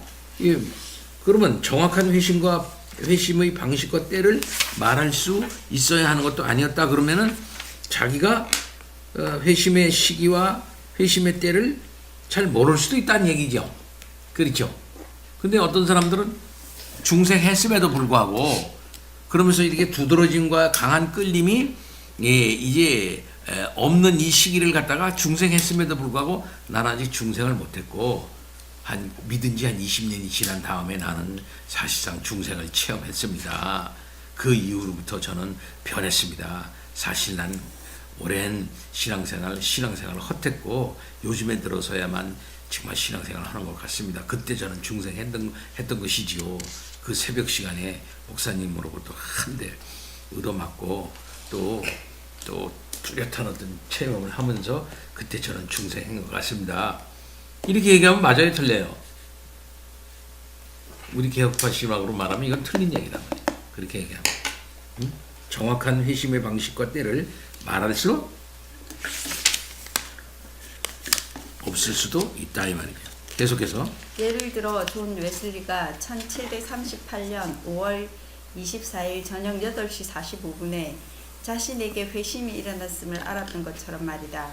중생은 시간의 어느 한 지점에 집중되어 있지 않고 그리스도인의 삶 전체로 확장되었다. 따라서 회심은 옛 사람이 지속적으로 죽고 새 사람이 지속적으로 부활한다는 것으로 가장 잘 묘사된다. 마지막으로 몇몇 개혁파 신학자들은 칭의 교류와 관련해서도 이전에 일반적으로 받아들여지던 것과 다소 차이가 있는 견해를 갖게 되었다. 신율법주의자들의 오류, 사죄의 조건으로서의 믿음, 오류와 반신율법자들의 과도한 수정, 칭의를 오직 법정적으로만 이해해서 그리스도의 수동적 순종의 결과로 보는 것에 대응하려는 목적으로 개혁파 신학은 값없는 칭의 교류와 그리스도의 인격과 그의 적극적 순종으로 인한 유익들의 정과 교리를 동시에 주장했다. 다른 말로 하면 칭의는 믿음의 결과로 또는 믿음 때문이 아니라 믿음을 위해 일어났던 것이다. 택자는 믿음을 받기 전에 이미 의롭게 되었다. 실제로 그들이 믿음을 받는 것은 엄밀히 말해 그 전에 이미 의롭게 되었기 때문인 것이다. 이런 객관적이고 적극적인 칭의는 창세기 3장 15절 이후에 복음과 그리스도의 부활을 통해 알려졌지만 사실은 이미 선택의 작정 안에서, 즉 그들이 그리스도께 주어지고 그리스도가 그들에게 주어졌을 때 그들의 죄가 그리스도께 전가되고 그리스도의 의가 그들에게 전가되었을 때 일어났다. 몇몇 개혁파 신학자들은 영원한 칭의를 말하면서도 반율법주의가 영원한 칭의를 근거로 그리스도의 속죄를 반대하고 믿음의 본질을 바꾸고 율법의 규범적 사용을 거부한 것을 두려워하여 개혁파 신학이 칭의 교리에서 작정 교리로 소급하는 것을 거부했다. 더욱이 이것은 영원한 칭이라는 용어를 사용했던 사람들이 구원의 서정을 다루는데 거의 또는 전혀 영향을 끼치지 않았다. 심지어 마코비우스는 그리스도로 인한 유익들을 적극적 칭의, 중생, 믿음, 소극적 칭의, 선행의 순서로 다루면서 그것을 분명하게 거부하고 반대했다. 그럼에도 그는 계속해서 칭의를 영원전에 이루어진 그에 대한 작정과 구분했다. 18세기, 19세기에 점차 교회들 안에 만연하기 시작했던 상황들은 구원의 서정에 대한 개혁파의 도식을 유지하기 어렵게 만들었다. 세속성이 교회에 침투함으로써 언약의 자녀들이 단계적으로 점차 믿음과 회심에 이르는 패턴은 점점 더 불확실해져 가고 많은 사람이 믿음과 회개에 합당한 어떤 열매도 보여주지 못한 채 수년을 흘려보낸다. 이런 상황에서 어떤 진지한 신자들은 사람들이 어린 시절의 중생을 신뢰하거나 기독교 교리에 대한 역사적 신앙을 신뢰하는 것에 대해 경종을 울리고 진정한 회심, 마음의 돌이킴, 구원의 진리에 대한 체험적인 지식을 가질 것을 강권할 의무를 부여받았다고 느끼기도 했다. 죽은 정통주의에 대한 반발로 비밀 집회와 부흥운동으로 특징 지어지는 경건주의와 감리교회는 언제나 존재의 이유와 권리를 찾을 수 있었다. 여기 좀 논쟁이 되는 부분이에요. 영원적 칭의. 여기 보니까 영원한 칭의라고 그랬잖아. 영원전 몇몇 개혁파 신학자들은 영원한 칭의를 말하면서도 칭의 자체는 영원하죠. 칭의 자체는 영원합니다. 한번 칭의하면 영원한 거니까. 근데 문제는 어떤 것이냐면은 여기 마코비우스처럼 여기 마코비우스는 적극적 칭의, 중생, 믿음, 소극적 칭의, 선행의 순서로 다루면서 그랬으니까 이 칭의를 뭡니까? 이 소극적 칭의와 적극적 칭의를 나누면서 칭의를 중생 이전에 두고 있단 말이에요. 예? 칭의를 중생 이전에. 그럼 중의를 중칭의 이전에 둔다고 하는 것은 뭐냐면 이미 창세전에 하나님께서 선택을 하셨으니까 여기 앞에 부분 보세요. 객관적이고 적극적 칭의는 그랬잖아. 이런 객관적 칭의는 창세기 3장 15절 이후에 복음과 그리스도의 부활을 통해 알려졌지만 사실은 이미 선택의 작정 안에서 그들이 그리스도에게 주어지고 그리스도가 그에게 주어졌을 때 그들의 죄가 그리스도에게 전가되고 그리스도의 의가 그들에게 전가되었을 때 일어났다. 그러면서 그 영원적 칭의를 얘기하거든요. 근데 이 영원적 칭의가 너무 이게 그때의 완전히 이루어졌다 이렇게 얘기해야 될 거면 문제가 많이 생겨요. 칭의라고 하는 것은 믿음을 전제로 한 칭의이라고 하는 그런 개념이 강하기 때문에 그러나 아직까지도 이때는 영원전에는 선택했을 때는 우리가 믿음을 드러내지를 않았지 않았어요. 그렇죠? 믿음을 드러내지 않았기 때문에 영원적 칭의 개념을 너무 많이 강조해버리면 하나님께서 부르시고 우리를 인격적으로 부르시고 인격적으로 우리들에게 성령의 역사로 말미암아 믿음을 주시고 그것이 우리 속에서 인격적으로 이제 우리의 저기로 이제 지정의적인 차원에서 하나님께서 이제 하나님 앞에 드러내는 믿음 이것이 강조가 되지 않을 수가 있단 말이지. 그러니까 이제 무슨 문제가 생기느냐 하면은 이제 여기서 이런 상황이 발생해요. 어린 시절에 중생을 신뢰하거나 이런 상황에서 어떤 진지한 사람들이 어린 시절의 중생을 신뢰하거나 기독교 교리에 대한 역사적 신앙을 신뢰하는 것에 대해 경종을 울리고 너희들 말이 안 된다.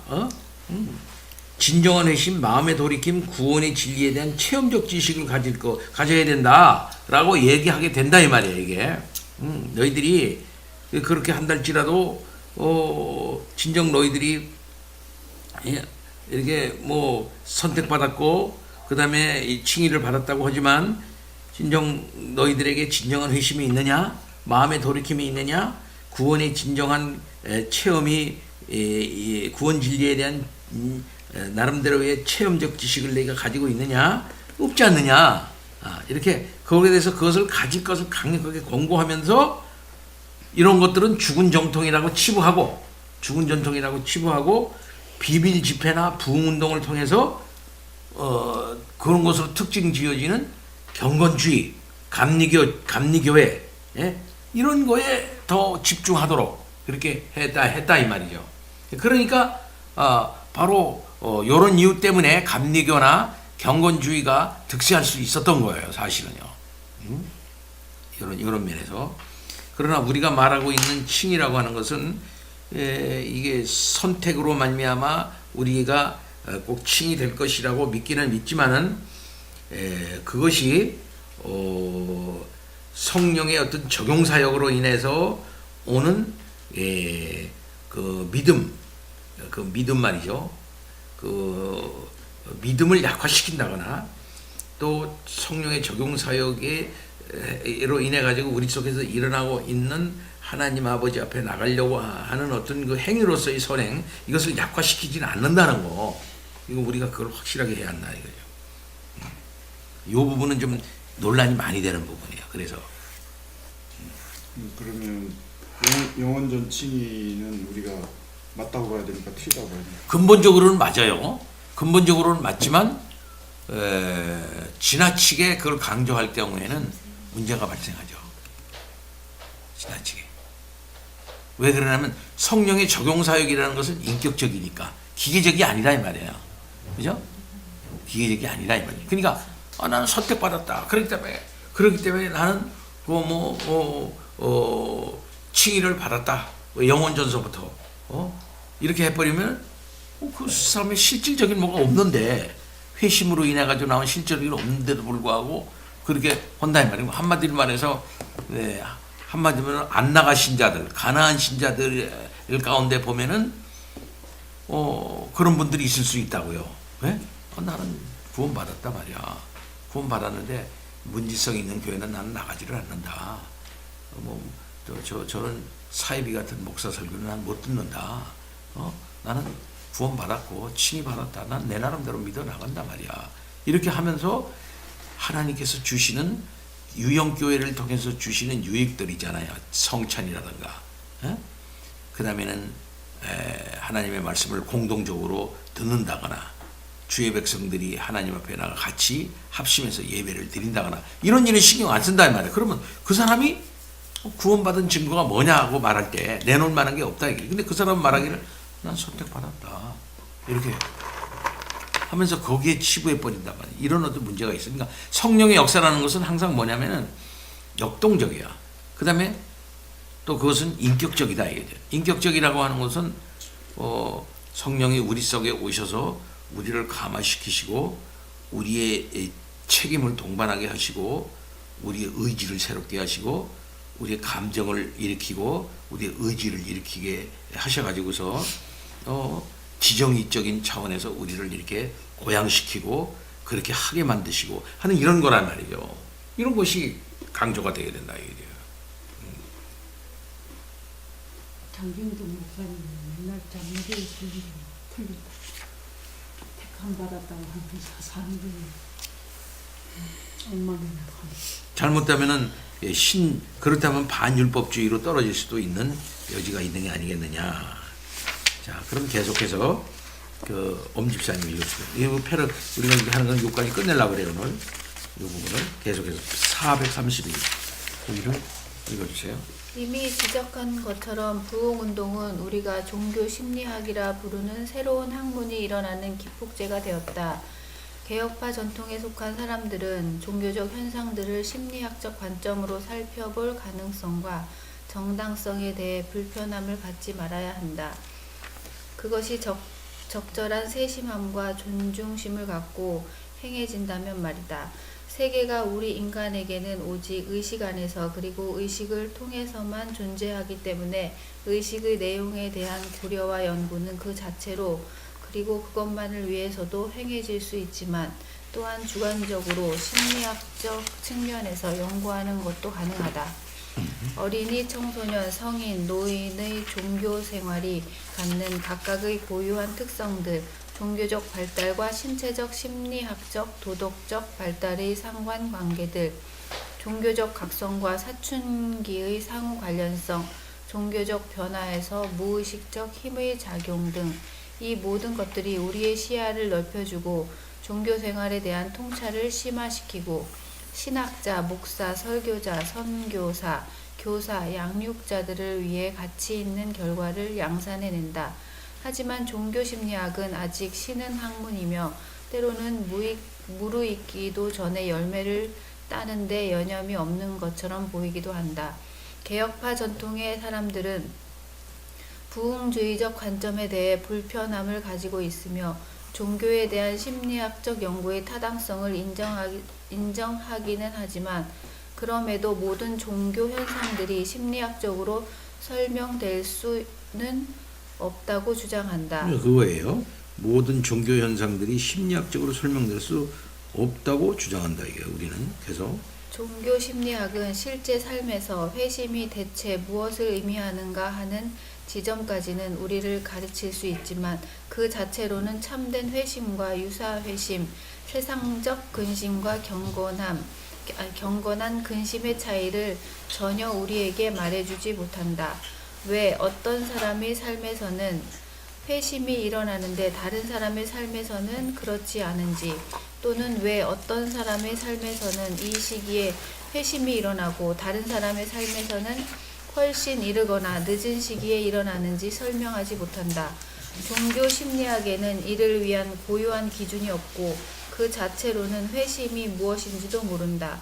그리고 그럴 수밖에 없다. 오직 하나님만이 자신의 계시를 통해 그것을 하실 수 있다. 그러므로 어떤 종교 심리학자들이 우리에게 회심에는 오직 심리학적 요인들만 작용하고 초자연적 요인을 위한 여지가 없다고 말하는 것은 아주 오만한 일이다. 그 문제가 있죠. 유한자가 무한자와 접촉하고 그 안에서 안식을 발견하는 지점이 어디인지를 보여주는 것은 불가능하다. 인간 영혼의 깊은 곳에서 누군가의 의식과 의지 너머에서 무슨 일이 일어나는지는 묻고 있는 당사자에게조차 신비하고 외부에 있는 사람들에게는 더더욱 그렇기 때문에 우리는 현상들에 의지할 수밖에 없다. 이론적 지식에 토대를 둔 관념론이 외부 세계의 실제에 대해 내재된 믿음을 관찰해서 제거함으로써 인간의 지식을 약화시키듯이 형이상학이 존재할 권리를 부정하는 종교 심리학은 종교 현상들을 망상들로 해체해버린다. 특별히 이 학문은 종교의 진리에 대해 아무것도 말할 수 없다.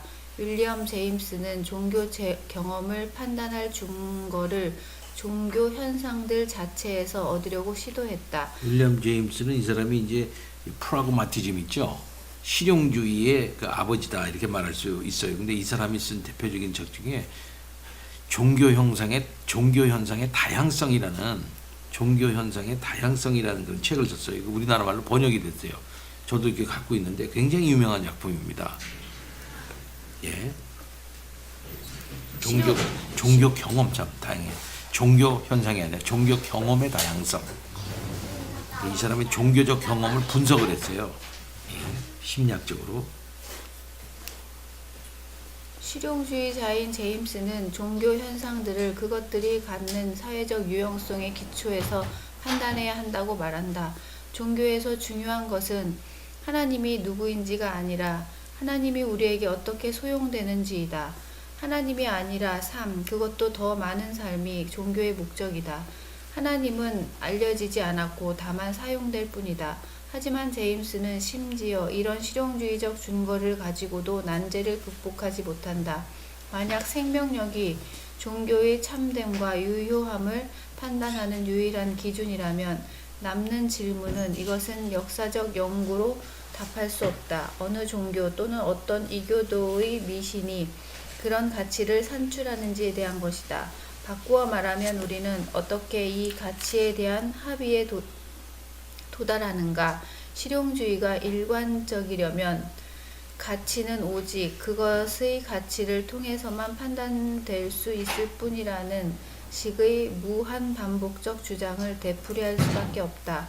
하지만 이것이 불가능하기 때문에 실용주의는 가치가 아닌 다른 길을 선택해서 종교의 진리와 유효성을 증명하지 못한다면 막다른 길에 다다르게 될 것이다. 이런 이유에서 제임스는 실패를 인정할 수밖에 없었고 결국 신비주의로 돌아갔다. 마음에는 이성이 알지 못하는 자기만의 논리가 있다. 하나님의 은혜는 무의식의 문을 통해 역사한다고 결론을 내리면서 제임스가 자신을 상당히 완화된 의미에서이기는 하지만 초자연주의자라고 부른 것은 괜한 일이 아니다. 이렇게 해서 얻는 지식은 아주 미미하다. 무언가 더 고차원적인 힘이 있다는 것에 대한 자각이 전부인 것이다.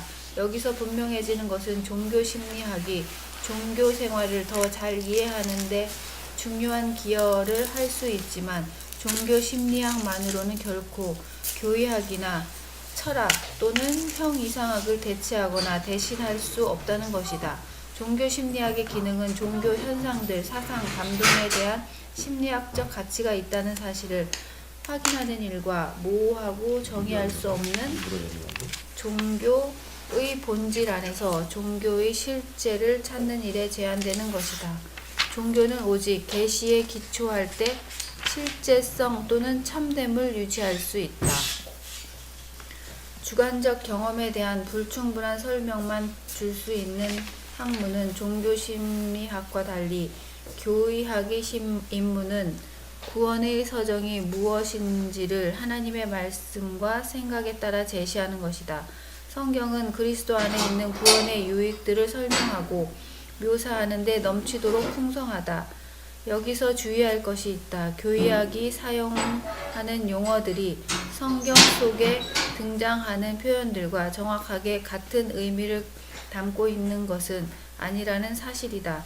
그 표현들은 말하자면 집합적인 개념들이다. 개별적인 발전의 단계 수준 정도 국면보다는 완료된 사실 자체를 나타낸다. 구원과 관련된 용어를 설명하는 학문적 사전을 만드는데 성경만 사용할 수는 없는 노릇이다.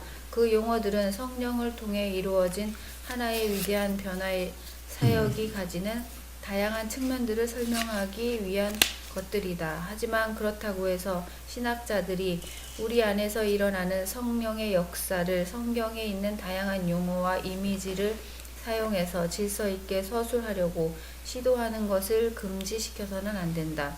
삼위일체와 그리스도의 위격에 대한 교리에서처럼 실제로 신학자들은 때때로 성경에 나오지 않는 용어들을 사용하거나 그런 용어들의 성경에서 사용될 때보다 더 넓은 또는 더 좁은 의미를 부여해야 할 때가 있다. 하지만 그들의 의무는 성경을 문자적으로 한 단어 한 단어 반복하는 것이 아니라 성경의 표현들에 감춰진 개념들을 발견하고 그것들 사이의 관계를 밝혀내는 것이다. 구약 성경과 신약 성경의 저자들이 사용하는 다양한 표현들과 심상들은 중심 문제들을 다양한 관점에서 그 모든 풍성함과 온전함 중에 밝히는 데 기여한다. 네, 거기까지. 이 배지사님 좀 읽어주세요. 그다음. 이것을 염두에 두면서 개혁파 신학이 구원의 서정을 다룰 때 적용되어야 할 윤곽 또는 지침들을 다음과 같이 제안할 수 있다. 그리스도가 획득하셔서 자기 교회에 나누어 주시는 유익들은 모두 은혜 언약의 유익들이다. 이 언약은 그 토대를 영원에 두고 있는데 하나님의 선하신 뜻 또는 경륜의 기초에 있기 때문이다. 하나님의 선택하시는 사랑과 성부의 선하신 뜻으로부터 모든 유익이 교회로 흘러 들어간다.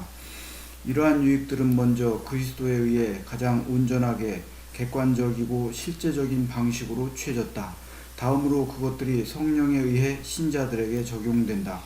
한편으로 성령은 모든 것을 그리스도로부터 취하시고 기꺼이 자신을 그리스도의 말씀에 묶으시고 다른 한편으로 오순절 이후에는 교회와 교회의 각 지체 안에 인격적으로 거하시면서 그들을 하나님의 모든 충만으로 채우신다. 영원부터 성부가 교회에 주셨고 성자가 시간 속에서 얻으신 구원의 모든 유익은 동시에 성령의 선물들이다. 이처럼 그리스도는 성령을 통해 성부 자신은 그리스도를 통해 자기의 모든 자녀를 자신과 누리는 가장 긴밀한 교제 속으로 받아들이신다. 그리스도에 의해 획득되고 성령에 의해 적용된 구원의 유익들은 우연히 모아놓은 것이 아니라 유기적으로 연결되어 있다. 믿는 자들은 구원을 받을 것이다. 하나님 나라에 들어가기 위해서는 우리에게 중생이 필요하다. 믿음이 없이는 하나님을 기쁘시게 할 수 없다. 거룩함이 없이는 아무도 하나님을 볼 수 없다. 끝까지 견디는 자는 구원을 받을 것이다. 선행하는 것들을 받지 않고서는 뒤따르는 유익들을 얻을 수 없다. 따라서 부르심과 복음 설교가 다른 모든 유익에 앞선다. 원칙적으로 성령이 자신을 말씀에 묶으시기 때문이다. 말씀 선포는 교회에서 이미 믿는 이들을 위해서라도 계속된다. 전도 설교를 구성교회에 맞추어진 설교와 구분하는 것은 타당하지만 그럼에도 회중의 영적 건강을 위한 목회적 민감함은 때로는 위로의 지팡이를, 다른 때는 책망의 채찍을 요구한다. 세워야 할 때가 있는 반면 무너뜨려야 할 때가 있다.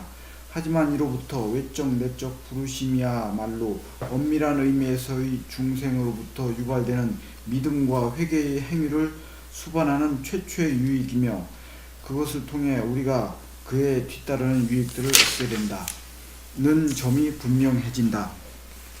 요약하자면 그리스도의 객관적 속죄에 기초한 칭의는 신자의 회개 행위와 그들이 은혜 가운데서 자라는 성화의 삶에 선행한다. 그렇기 때문에 중생에서의 성령의 직접적인 사역이 믿음보다 앞서고 또한 거룩한 자들만 영생을 얻을 것이기 때문에 순서상으로 성화가 견인보다 앞선다. 이것을 다른 방식으로 다음과 같이 진술할 수 있다. 그리스도가 먼저 하나님께 대한 우리의 관계를 회복시키시고 그 후에 우리를 하나님의 형상을 따라 새롭게 하시고 마지막으로 우리를 위해 하늘의 기업을 보존하신다. 달리 표현하자면 우리는 예언자로서 부르심을 받았고 제사장으로서 의롭게 되었고 왕으로서 거룩하고 영화롭게 되었다. 따라서 구원의 서정에는 4가지 유형의 유익들이 있는데 부르심, 그리고 엄밀한 의미에서의 중생, 믿음, 회개, 칭의, 성화, 영화가 그것이다. 이 모든 것은 하나님으로부터 그리스도 안에서 성령의 능력과 역사를 통해 온다.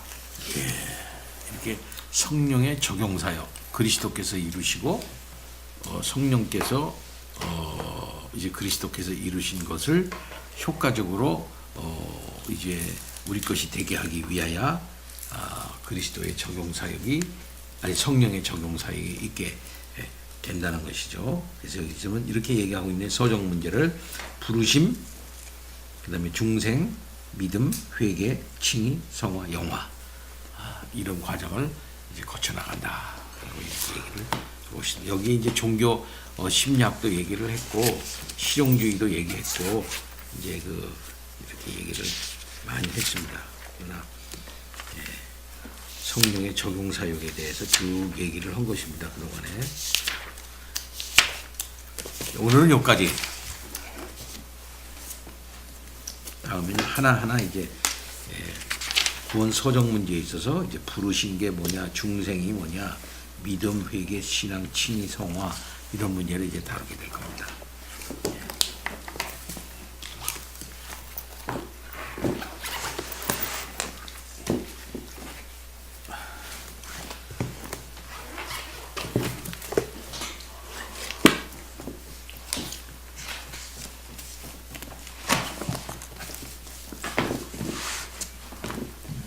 자, 기도하고 마칩니다.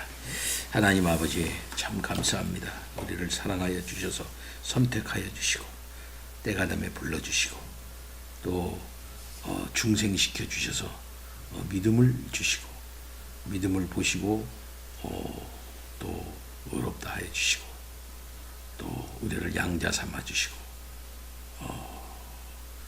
하나님 아버지 앞에서 성령의 거룩한 역사를 이루어 성화되게 하여 주시고 마지막에 우리 그리스도와 같은 장성한 분량에 이르도록 영화시켜 주시는 분인 줄 믿습니다. 이런 일들을 위하여 끝까지 붙잡으시고 견인하시며 끝까지 이루어 나가시는 하나님의 역사를 믿습니다.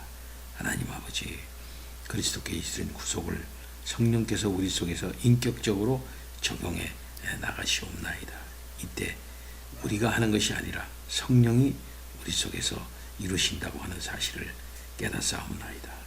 성령의 이 유기적 인격적 사역을 통해서만 우리가 그리스도께 나아갈 수가 있사옵나이다. 하나님 아버지, 우리를 오늘도 불쌍히 여겨 주시옵시기를 원하옵고 기도하옵나이다. 펠라기우스주의적 또는 반율법주의적 이러한 태도를 우리가 취하지 아니하고 삼위일체 하나님의 주도적인 성령의 삼위일체 하나님의 주도적인 역사 속에서 우리들이 경륜적인 역사 속에서 믿고 의지하며 나갈 수 있도록 주님 인도해 주시옵시기를 원하옵고 기도하옵나이다. 다시 일주일이 시작됩니다. 아버지 하나님, 활기차고 의미롭고 유익한 시간들이 이어져 나갈 수 있도록 주여 인도해 주시고 건강하게 지내다가 밝게 볼 수 있도록 아버지 인도하여 주옵소서. 감사합니다.